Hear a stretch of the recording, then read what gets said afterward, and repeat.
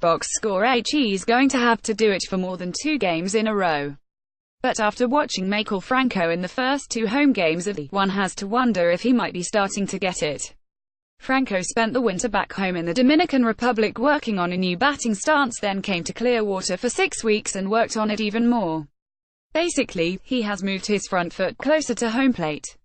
The hope is it will remedy his old habit of pulling his front side off the ball. The 25-year-old third baseman showed real signs of progress 15 days ago when he scorched a pair of home runs against the Pirates in a spring training game in Bradenton, and he has continued to show progress in the early part of the regular, especially the last few days. The Phillies enjoyed a 20-hit party in rolling over the stripped-down Miami Marlins. Boy, it's going to be along for them, by a score of 20-1 at Citizens Bank Park Saturday night. See observations. It was the most lopsided loss in Marlins history. 2 games into the 3-game series, which concludes with Jake Arrieta on the mound Sunday, the Phils have outscored Miami 25-1. Franco drove in 4 runs with homer, a triple and a single in Thursday's home opener. He drove in 6 runs in this game with a grand slam and a 2-run double. He also walked and finished with 3 runs scored. I feel really comfortable, Franco said of his new stance. I was working on it in spring training and not worrying about having success or not. I was just trying to get consistent with it. I feel like I'm in a good spot now. Franco said his new stance allows him to slow down, not swing as hard and try to stay in the middle of the field. He will need to remain consistent with it to have the type of needed to convince the front office not to use Scott Kingery at third in the short term and pursue a big-name free agent like Manny Machado or Josh Donaldson in the long term. Franco's grand slam came on the 8th pitch he saw from rookie Dylan Peters. His walk came on a count pitch. The entire Phillies club is trying to see more pitches. So far, so good. The Phils are leading the majors, seeing 4.37 pitches per at-bat. Manager Gabe Kapler said he was happy for hitting coach John Malley because he's been working his tail off with our hitters. We're working deeper counts and really grinding out at-bats, so it's nice to see that all come together in one big, kind of celebratory game. A lot of great things happened. In addition to Franco, the Phils got a grand slam from Aaron Alder, a 3-run homer from Carlos Santana, career hit number 1,000, and a booming solo homer from Jorge Alfaro. Starting pitcher Vince Velasquez needed 53 pitches to get through the first 2 innings. The big lead allowed him to relax and attack hitters, and he ended up going 6 innings, throwing just 45 pitches over his final 4 innings. Economy of pitches has been a long-standing issue for Velasquez. With the pressure off, he was able to throw strikes consistently.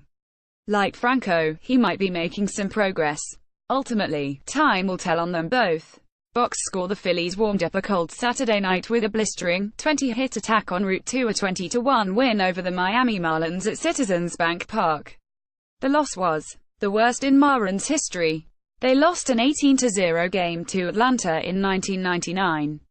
With 20 runs, the Phillies eclipsed their total 19 for the first 6 games of the. The Phils had not scored 20 runs in a game since a 22-1 win over the Reds on July 6, 2009.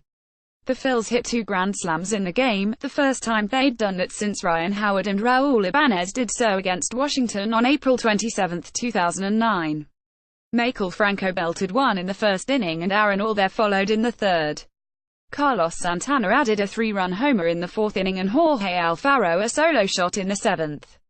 Alfaro's traveled 433 feet to center. Vince Velasquez was the beneficiary of all this offense as he picked up the win in his second start of the. The hard-throwing but enigmatic right-hander needed 53 pitches to get through the first 2 innings.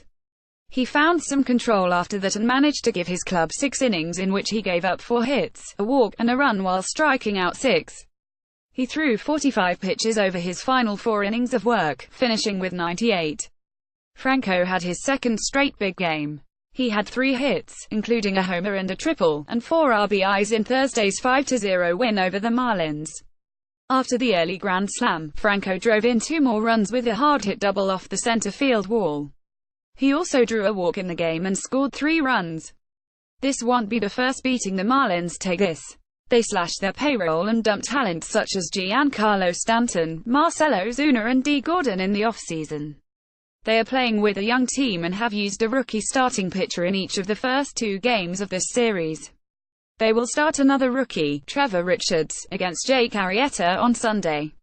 The Phils have beaten the Marlins by a combined score of 25-1 in 2 games. The two teams play each other 17 more times this. The Phils went 11-8 and averaged 5.63 runs per game against Miami last, slumping J.P. Crawford, just 1 for 19 to start. He got the night off as Scott Kingery got his second start at shortstop.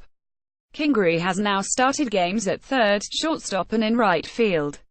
He moved to second base later in the game. I have the utmost confidence in JP, manager Gabe Kapler said.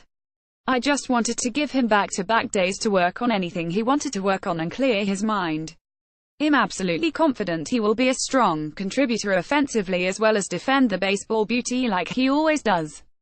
I'm excited that Help's going to be in the lineup Sunday. Kingery has started just 4 games at shortstop since high school, 2 in AAA last year and 2 in the majors this first year. Phillies manager Gabe Kapler says he is not troubled by the verbal jabs that have been directed at him from his own clubhouse in recent days. In fact, he looks at the criticism constructively. Anytime that I hear something that makes me feel uncomfortable, it's a good way for me to think about how I can be better at being a partner, Kapler said before Saturday night's game against the Marlins. Amid the hoopla of Thursday's home opener, Kapler absorbed a couple of daggers from his own players. National baseball reporter John Heyman authored a piece critical of Kapler in his first week on the job. In the story, Heyman quoted an anonymous Phillies player as saying the team would be okay. We just need the manager to stay out of the way. Later on Thursday, outfielder Nick Williams protested his lack of playing time by telling reporters from MLB.com and Philly.com that computers were making out the Phillies lineup, a clear reference to the team's growing use of analytics. On Saturday, Williams, a veteran of barely a half-season in the majors and off to a 1-for-11 start said he regretted his comments and revealed that he reached out to Kapler Thursday night to apologize and clarify. It wasn't my intent to stir the pot, Williams said. I felt horrible. It was taken out of context. Some people might not realize I was joking, but the timing wasn't right. I told him that's not who I am. He's the skipper and I respect him. Kapler spoke with Williams on Saturday about more professional ways to handle discomfort. We had a really nice heart-to-heart and he's going to be in the lineup tomorrow, Kapler said. He's a competitive guy and he wants to be in the lineup, which I totally understand. We had some conversation about how to address that best going forward. All of these guys should want to be on the field every single day so they can contribute to wins. I respect that drive and I think there's always a really professional way to approach it. There's a great teammate way to approach it, and we're going to encourage handling any discomfort that we have in the most professional way possible and with the best teammate behavior possible. We'll keep talking to our guys about that. We'll continue to educate and be responsive to the concerns of our players. As for concern voiced by the anonymous player, Kapler said he remains committed to connecting with his players and building relationships through strong communication. I'm attempting to connect with our clubhouse and I have been for a really long time, he said. I've been pretty committed to that initiative even back to the off-season. My obligation is to the players in that clubhouse and I continue to think about them non-stop and putting them in the best possible position to succeed. I also continue to think non-stop about how I can build tighter, stronger relationships with the men in that clubhouse. And I continue to think about ways that I can be more effective in my communication. I'll stay focused on that.